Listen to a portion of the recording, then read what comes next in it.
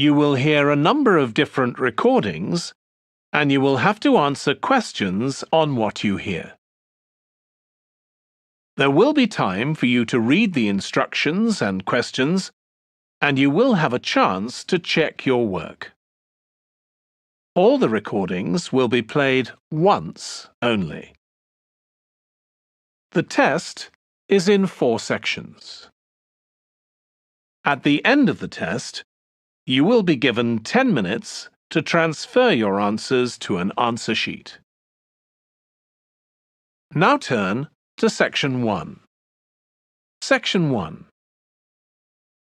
You will hear a man inquiring in a tourist centre about activities suitable for families. First, you have some time to look at questions 1 to 4.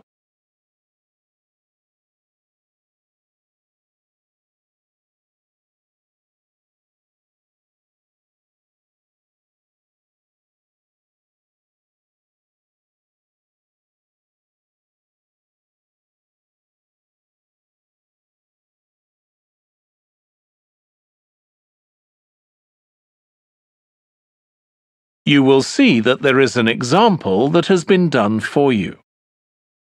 On this occasion only, the conversation relating to this will be played first.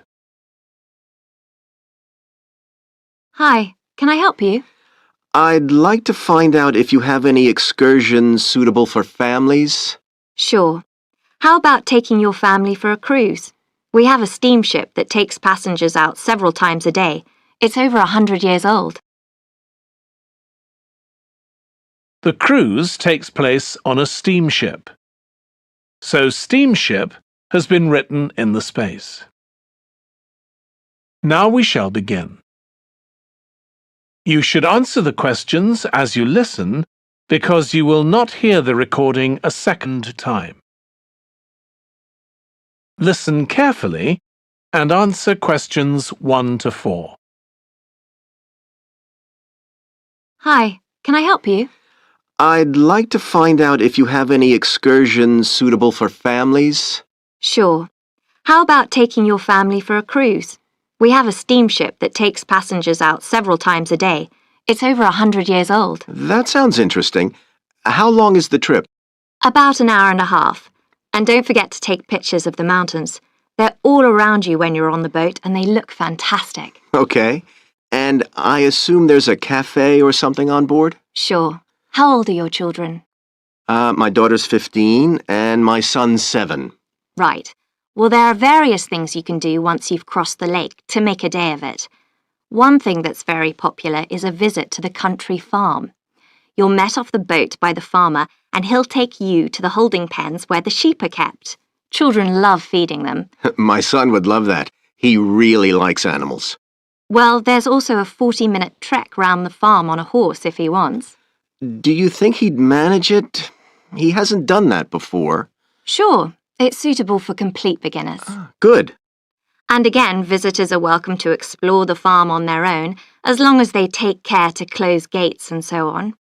There are some very beautiful gardens along the side of the lake which also belong to the farm. They'll be just at their best now. You could easily spend an hour or 2 there. Okay, well, that all sounds good. And can we get lunch there? You can, and it's very good, though it's not included in the basic cost. You pay when you get there. Right. Before you hear the rest of the conversation, you have some time to look at questions 5 to 10.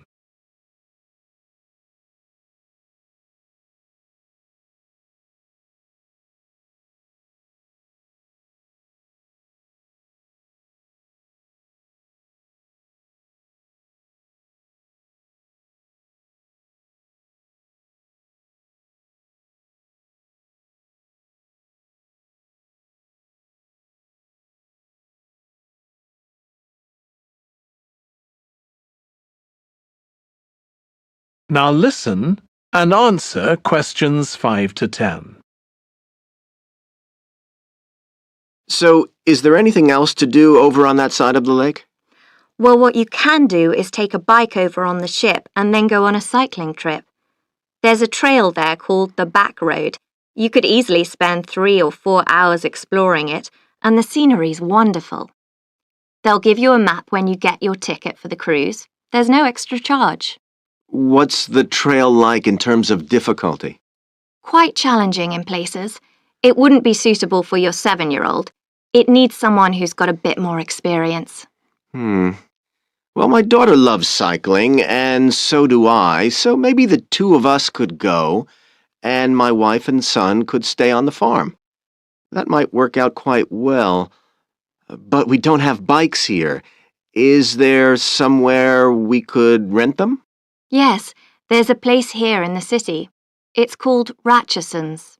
I'll just make a note of that. How do you spell it? Ratchesons.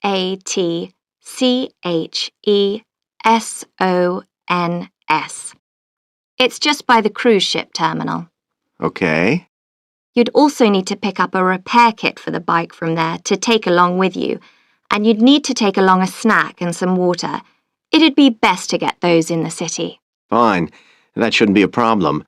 And I assume I can rent a helmet from the bike place. Sure, you should definitely get that. It's a great ride, but you want to be well prepared because it's very remote. You won't see any shops round there or anywhere to stay, so you need to get back in time for the last boat. Yeah. So what sort of prices are we looking at here? Let's see. That'd be 1 adult and 1 child for the cruise with farm tour. That's $117, and an adult and a child for the cruise only, so that's $214 altogether. Oh, wait a minute. How old did you say your daughter was? 15. Then I'm afraid it's $267 because she has to pay the adult fare, which is $75, instead of the child fare, which is $22. Sorry about that. That's okay. So how do we find out? That is the end of section 1. You now have half a minute to check your answers.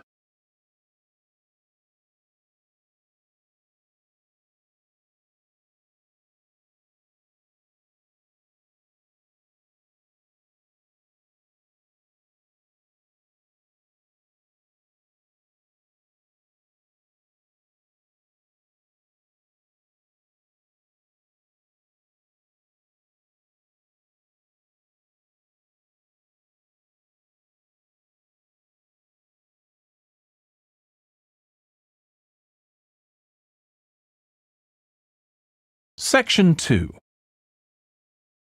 You will hear a man talking to a group of people about a tour of theatres in the city of Munich in Germany that he has arranged for them. First, you have some time to look at questions 11 to 15.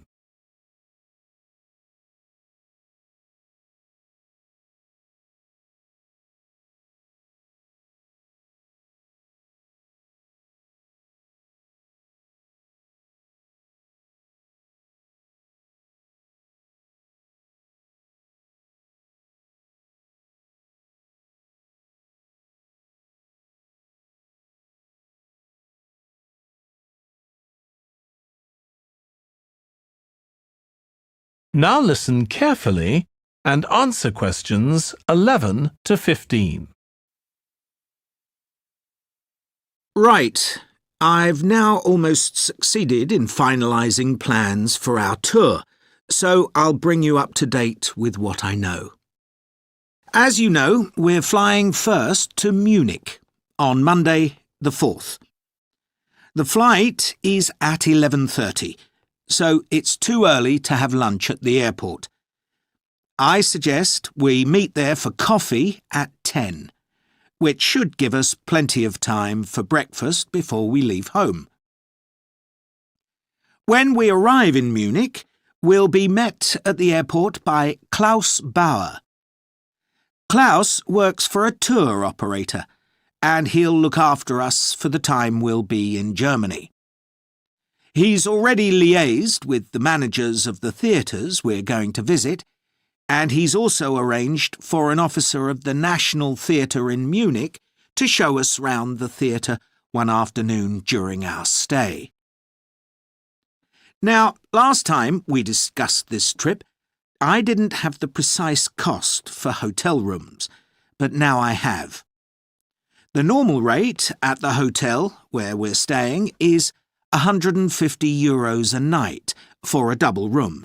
I'd hoped to get that down to €120, but in fact I've been able to negotiate a rate of €110.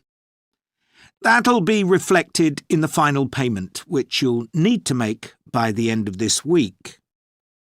On Tuesday, the day after our arrival, I had hoped we could sit in on a rehearsal at one of the theatres, but unfortunately that's proved very difficult to arrange.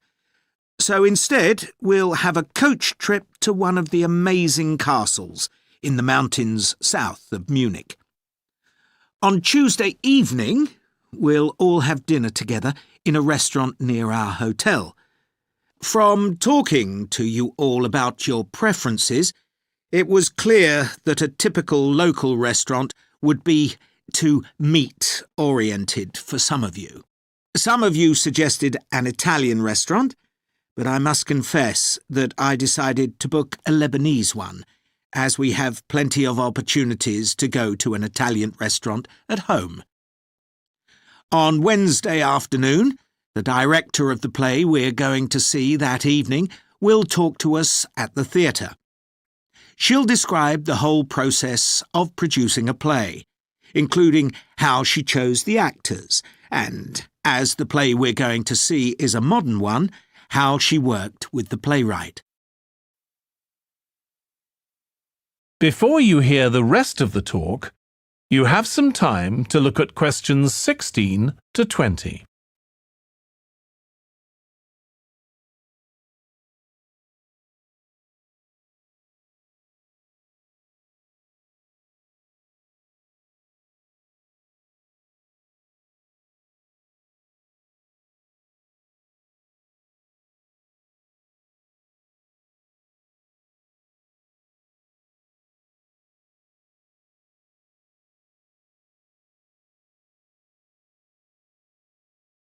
Now listen and answer questions 16 to 20.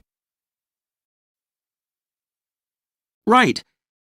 Now I'd just like to make a few points about the plays we're going to see, partly because it might influence your choice of clothes to take with you. The play we're seeing on Wednesday evening is a modern one, and we're going to the premiere, so it'll be quite a dressy occasion, though of course you don't have to dress formally. I gather it's rather a multimedia production, with amazing lighting effects and a soundtrack of electronic music, though unfortunately the playwright is ill and is unlikely to be able to attend. On Thursday, we're seeing a play that was first performed last year, when it was commissioned to mark 100 years since the birth in the town of a well-known scientist. We're going to see a revival of that production, which aroused a lot of interest. Friday's play will really make you think hard about what clothes to pack, as it'll be in the garden of a palace. It's a beautiful setting, but I'd better warn you, there won't be much protection from the wind. On Saturday, we're going by coach to a theatre in another town, not far from Munich. This will be the opening of a drama festival, and the mayor and all the other dignitaries of the town will be attending. After the performance, the mayor is hosting a reception for all the audience, and there'll be a band playing traditional music of the region. And after having a day off on Sunday, our final play is on Monday, and it's in the stunning setting of the old town hall, which dates back to the 14th century. The performance marks the 50 years that the lead actor has been on stage, and the play is the one where he made his first professional appearance all those years ago. And the day after that, we'll be flying back home. Now, have you got any questions before I move? That is the end of section 2. You now have half a minute to check your answers.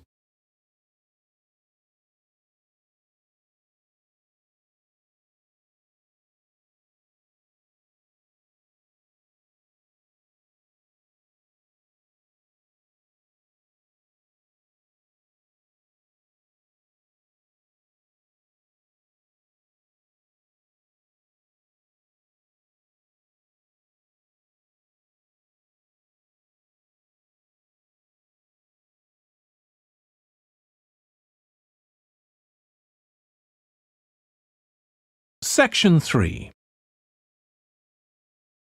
You will hear 2 tourism students, called Natalie and Dave, talking about the tourism case study they are doing.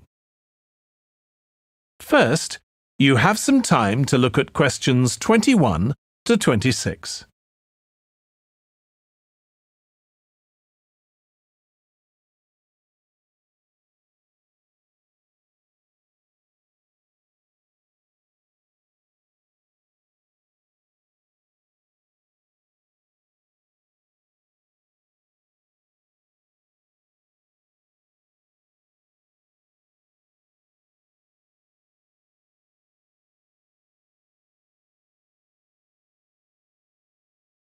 Now listen carefully and answer questions 21 to 26. Dave, I'm worried about our case study. I've done a bit of reading, but I'm not sure what's involved in actually writing a case study. I missed the lecture where Dr. Baker talked us through it. OK, well, it's quite straightforward. We've got our focus. That's tourism at the Horton Castle site. And you said you'd done some reading about it? Yes, I found some articles and made notes of the main points. Did you remember to keep a record of where you got the information from? Sure, I know what a pain it is when you forget that. OK, so we can compare what we've read. Then we have to decide on a particular problem or need at our site. And then think about who we're going to interview to get more information. OK, so who'd that be? The people who work there? And presumably some of the tourists too? Yes, both those groups. So we'll have to go to the site to do that, I suppose. But we might also do some of our interviewing away from the site. We could even contact some people here in the city, like administrators involved in overseeing tourism. OK, so we'll need to think about our interview questions and fix times and places for the meetings. It's all going to take a lot of time. And if we can, we should ask our interviewees if they can bring along some numerical data that we can add to support our findings. And photographs? I think we have plenty of those already. But Dr. Baker also said we have to establish with our interviewees whether we can identify them in our case study or whether they want to be anonymous. Oh, I wouldn't have thought of that. OK, once we've got all this information, I suppose we have to analyse it. Yes, put it all together and choose what's relevant to the problem we're focusing on and analyse that carefully to find out if we can identify any trends or regularities there. That's the main thing at this stage, rather than concentrating on details or lots of facts. OK, and then once we've analysed that, what next? Well, then we need to think about what we do with the data we've selected to make it as clear as possible to our readers. Things like graphs or tables or charts. Right. Then the case study itself is mostly quite standard. We begin by presenting the problem and giving some background, then go through the main sections. But the thing that surprised me is that in a normal report, we'd end with some suggestions to deal with the problem or need we identified. But in a case study, we end up with a question or a series of questions to our readers, and they decide what ought to be done. Oh, I hadn't realised that. Before you hear the rest of the discussion, you have some time to look at questions 27 to 30.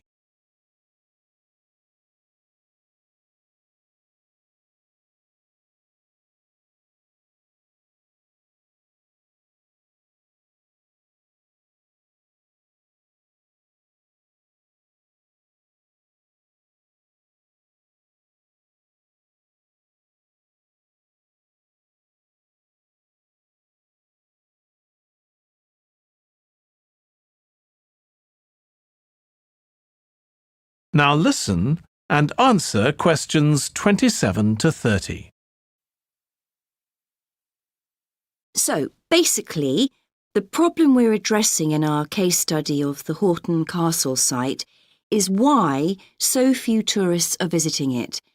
And we'll find out more from our interviews, but I did find one report on the internet that suggested that one reason might be because, as far as transport goes, access is difficult. I read that too, but that report was actually written 10 years ago when the road there was really bad, but that's been improved now. And I think there's plenty of fascinating stuff there for a really good day out, but you'd never realise it from the castle website. Maybe that's the problem. Yes, it's really dry and boring. I read somewhere a suggestion that what the castle needs is a visitor centre. So we could have a look for some information about that on the internet. What would we need to know? Well, who'd use it for a start? It'd be good to know what categories the visitors fell into too, like school parties or retired people. But I think we'd have to talk to staff to get that information. OK, and as we're thinking of suggesting a visitor centre, we'd also have to look at potential problems. I mean, obviously it wouldn't be cheap to set up. No, but it could be a really good investment. And as it's on a historical site, it'd need to get special planning permission, I expect. That might be hard. Right, especially as the only possible place for it would be at the entrance, and that's right in front of the castle. But it could be a good thing for the town of Horton. At present, it's a bit of a ghost town.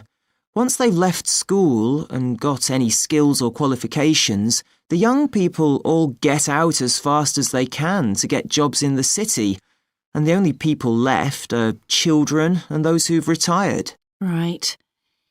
Something else we could investigate would be the potential damage that tourists might cause to the castle site. I mean, their environmental impact. At present, the tourists can just wander around wherever they want. But if numbers increase, there might have to be some restrictions, like sticking to marked ways.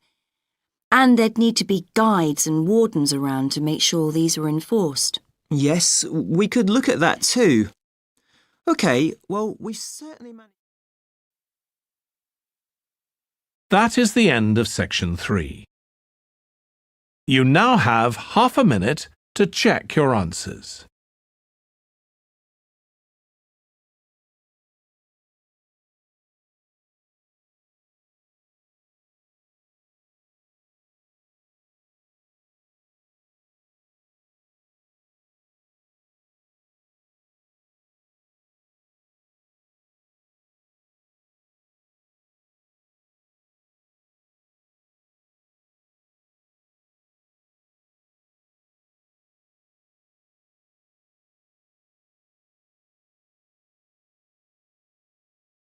Section 4. You will hear part of a lecture about noise in cities. First, you have some time to look at questions 31 to 40.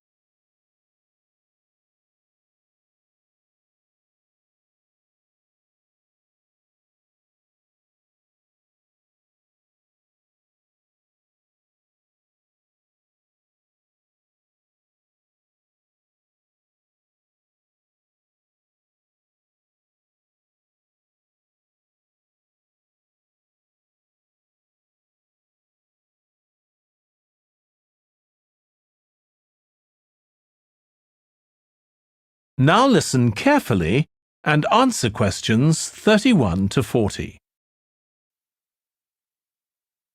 This lecture will be about the science of acoustics, the study of sound, in relation to urban environments such as cities. As an acoustic engineer myself, I think this is an area where we're likely to see great changes. In the past, researching urban soundscapes was simple. We measured levels of sound in decibels, so I used to take my sound meter and I measured the noise somewhere. And then I might ask a sample of people to say at what level the sound became annoying. With data like this, acoustic engineers have been able to build up what we call noise maps, maps of the sound environment. But actually, these aren't a lot of use. What they do show is that the highest noise levels are generally on roads. Well, that's not really very surprising.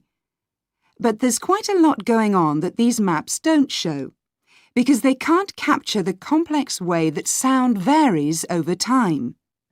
So they ignore important issues such as the noise someone might hear from the open windows or gardens of their neighbours. And this sort of noise can be quite significant in summer. We don't have any databases on this sort of information. As well as that, these records of sound levels take no account of the fact that people vary in their perceptions of noise. So someone like me with years of working in acoustics might be very different from you in that regard. But anyway, even though these noise maps are fairly crude, they've been useful in providing information and raising awareness that noise matters. We need to deal with it, and so it's a political matter. And that's important. We need rules and regulations because noise can cause all sorts of problems. Those of you who are city dwellers know that things go on 24 hours a day, so city dwellers often suffer from interrupted sleep. It's also known that noise can lead to a rise in levels of stress due to physical changes in the body affecting the composition of the blood. And there are other problems as well. For instance, if school children don't have a quiet place to study, their work will suffer. Now, one problem with decibel measurement is that it doesn't differentiate between different types of noise. Some types of sounds that most people would probably think of as nice and relaxing might well score quite highly in decibel levels. Think of the sound made by a fountain in a town square, for example. That's not necessarily something that we'd want to control or reduce. So maybe researchers should consider these sorts of sounds in urban design. This is going to be tricky, because just measuring decibel levels isn't going to help us here. Instead, many researchers are using social science techniques, studying people's emotional response to sound by using questionnaires and so on.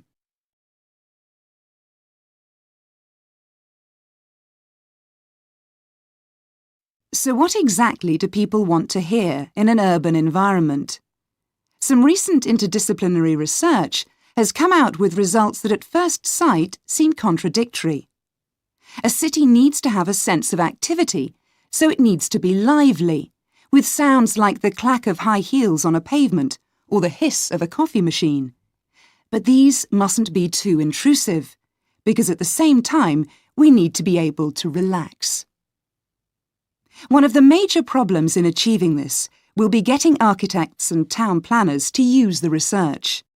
Apart from studying the basics of acoustics, these people receive very little training in this area. But in fact, they should be regarding sound as an opportunity to add to the experience of urban living, whereas at present they tend to see it as something to be avoided or reduced as far as possible, or something that's just a job for engineers, like the street drainage system. What's needed is for noise in cities to be regarded as an aesthetic quality, as something that has the qualities of an art form. If we acknowledge this, then we urgently need to know what governs it and how designers can work with it. We need to develop a complex understanding of many factors. What is the relationship between sound and culture? What can we learn from disciplines such as psychology about the way that sound interacts with human development and social relationships, and the way that sound affects our thoughts and feelings? Can we learn anything from physics about the nature of sound itself? Today's powerful technologies can also help us.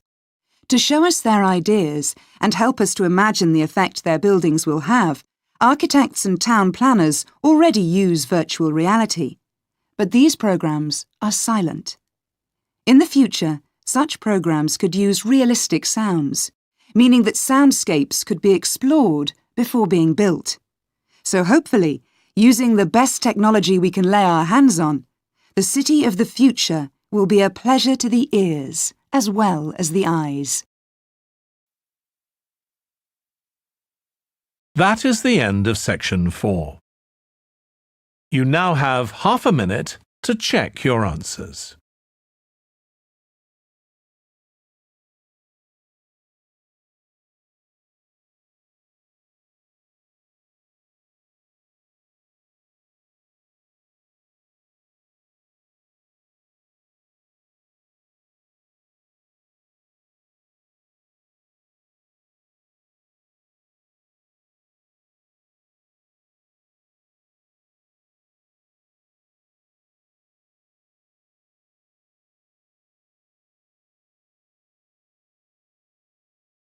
That is the end of the listening test.